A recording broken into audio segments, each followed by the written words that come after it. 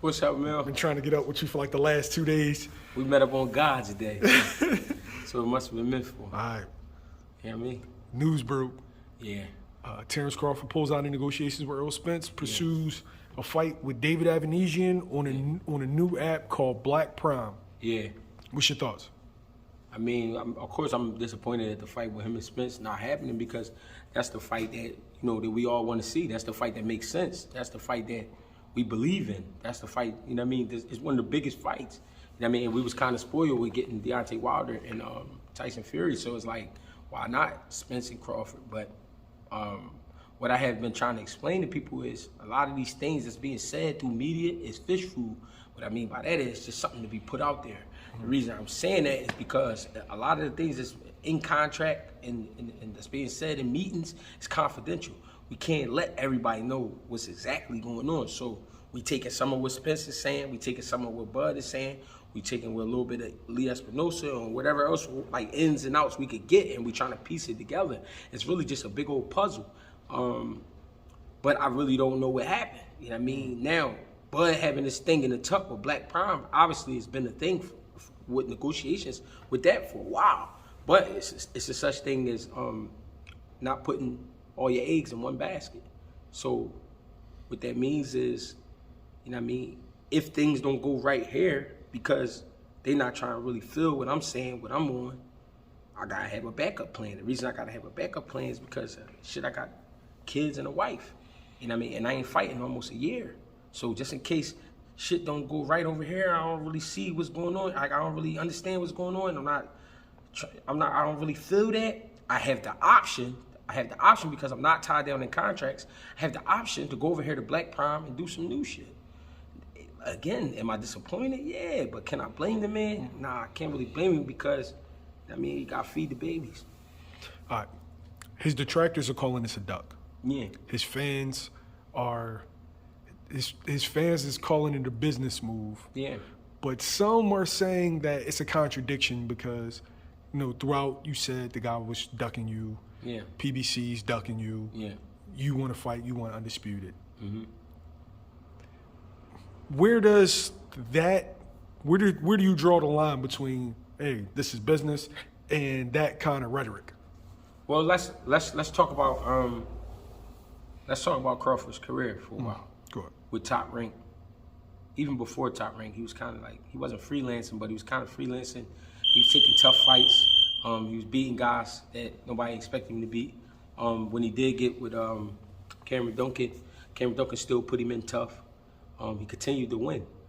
Got with Bob Arum, and I remember a few years ago people making fun of Crawford for not getting paid the way he should get paid. People making fun of him for being with a promoter who didn't believe in him. People made fun of him for not getting the fights he should have got. You know what I mean? Made some money, he made some good money, I believe, but not the money he should have been making. So now he gets out of that deal, and the ball is in his court. The reason the ball is in his court, because he don't have no type of attachments. So now it's like, I'm gonna make you motherfuckers pay. See, it's one thing like in the streets, right? And people always say, why y'all talk about the streets? I seen somebody said that in the comments. Because boxing is the streets. Boxing is not a business. Boxing, you gotta go about boxing like you do with the streets. And what I mean by that is, nobody really has your best interest. Nobody really has your best interest, especially if they don't see you as the #1 guy. So, like me, when I was younger, a lot of people used to fuck with me. Then I said, I made myself a promise. Anybody that fuck with me, I'm gonna do something to them so bad that they're not gonna ever wanna do it again. You know what I mean? So Crawford, what I'm trying to say is transfer that to boxing, transfer that to Crawford. Crawford has been fucked with enough and been through enough trauma where he like, man, I'm not, fuck what they talking about. I'm on what I'm on. I'm doing what I wanna do. Again, at the end of the day, he gotta think about his family. He gotta survive. He taking care of a lot of people. I'm gonna make the move that's best for me. Yeah, I wanna fight Spence because, yeah, history is history. But guess what happened with history? It's just history. Motherfuckers die, and we just talk about them.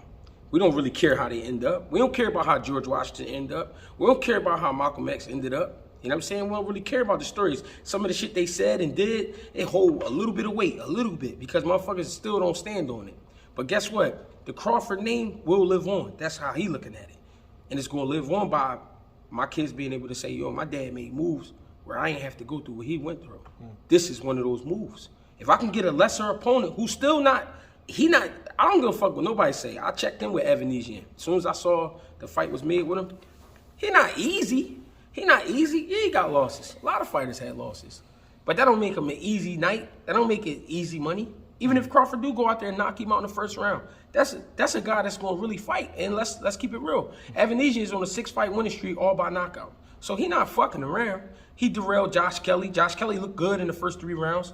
He was making some good things happen. But Avaneysan crept up on him and ended up knocking him out. So actually, his corner threw in the towel after he got dropped twice. So again, this is not no easy opponent. It's not an easy check. But what it is it's an option. It's an option for me to go over here and make this money.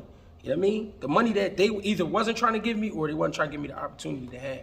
Now, you say it's not an easy check. Okay.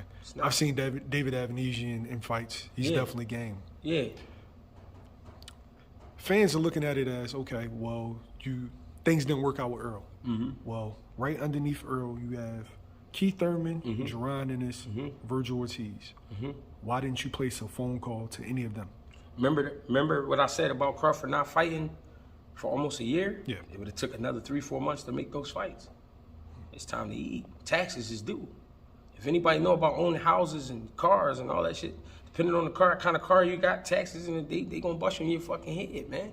If anybody know anything about raising kids, then kids need something every day. Is that a legitimate excuse? That's legitimate. Could you have reached out and took the temperature? Yeah, he could have, but guess what? Black Prime was already on the table. They already sent me the paperwork. True, but it's not like David Avaneysan is a Black Prime fighter.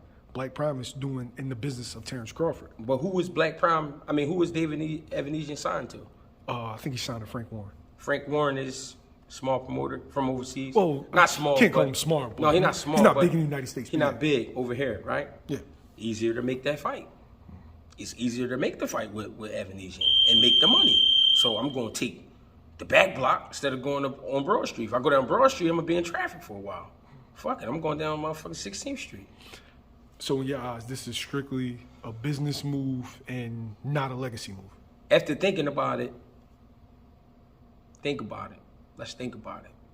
Mayweather dangled a lot of money in the motherfuckers' faces. And he said, this is what you could get if you work hard and you don't let these motherfuckers control you, and I'm my own boss. This and that. So every fighter now, until whenever, they want to be the boss. Here's his chance to be the boss. If not the boss, at least sit down with the bosses. You know what I mean? This is his chance. Now, let's say this fight go through. Let's say he get paid what he's supposed to get paid. And let's say he do the pay-per-view numbers. Don't that make a better situation for Spence and Crawford? Because now we know he can do the numbers. So if you combine the numbers, isn't that a bigger fight? I guess. So that's what I'm saying. At the end of the day, the fans can say whatever they want. I'm a fan as well, but I'm also in the game. But I'm a fan as well. We're not fighting them. We're not getting in there fighting. I don't got to fight Errol Spence. I don't got to fight Boots. I don't got to fight, you know what I'm saying, Victor Ortiz. I mean, what's his name? Not Victor. Is it Victor? No, Virgil. Virgil. I said Victor. Virgil. 2 V's. Fuck me up. Virgil. I don't got to fight Virgil Ortiz. I don't got to fight Keith Thurman. He do. People die in there. So he got to make the smart decisions. And the smartest decision to him was to go fuck with Black Prime because they already sent the paperwork. They already assured me it's going to go down. And it's going to go down the way I like it to go down. And I'm fighting a lesser opponent. Get it popping. I'm on record. If it was me, I would have made the same move. You talking about $10 million for a lesser opponent. But what this does do, for all the people who were detractors of Errol Spence, you can't really say that Errol Spence is ducking the smoke and didn't want to fight. Yeah. So there's been a lot of that going back and forth. Crawford's a duck, Spence a duck. I don't believe that anybody's a duck or anybody's scared. Yeah. I believe that, it came down to a $10 million lick. Yeah. And hey. So when the amateurs, there is no ducking, right? So that's not even on a fighter's mind. I'm gonna tell you where the ducking come from. I'm gonna tell you where I ain't even gonna say ducking. I'm gonna say the strategic movement. I'm gonna say the strategic option. No, the strategic situations that we seeing, right? I'm gonna tell you where that come from. When I fought a year ago, and most of that money gone,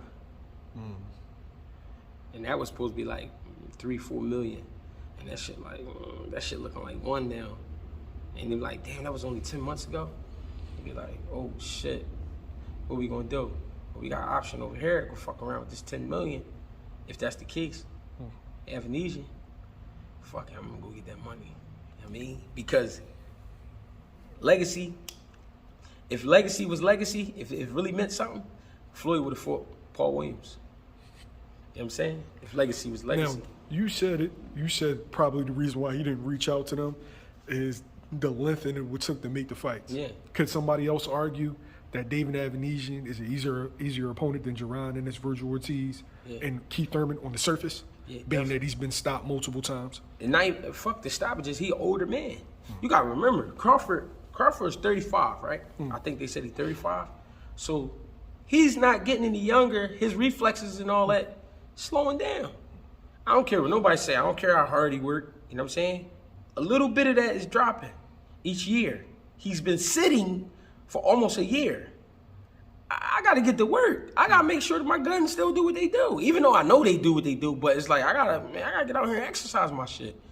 I can do that with Earl, but I don't like what they talking about. I'm going to do that with Avaneysan. People initially thought, because Crawford fought in November, fought Porter in November, and then Earl fought Ugas in April, people initially thought that Crawford would come back around late spring, early summer for his fight, and then they would pursue a fight in, the winter. Right. Do you think that was a mistake, him not getting that tune-up or that fight early in the year? I could say I think it's a mistake, but again, I don't know what these tables is holding. I don't know who's sitting at the table. I don't know what they talking about. I don't know what's being said. They might have even paid him some money to fall back. Like, yo, chill. We gonna save it for the end of the year, cause it's a hell of a year for boxing. So look, we gonna send you this and just fall back. Just fall back. We don't know that. We don't know. So that's why it's like, because I agree. If he fought in last year, November 21, he should have definitely been back in the ring in April, June. You know what I'm saying? Been back in the ring. But the fact that he sat, we don't know why he sat. Somebody might have promised him something and like, yo, hold on to that, be cool. Just fall back, pay your bills with that, take care of that, do what you gotta do, and then we'll get back with you. I mean, we're gonna end the year like this with a bang. You know how they talk. Do you expect to see Terence Crawford versus Errol Spence next year? I feel like June next year is gonna happen. That fight around June or some shit like that. I feel like that fight gonna happen.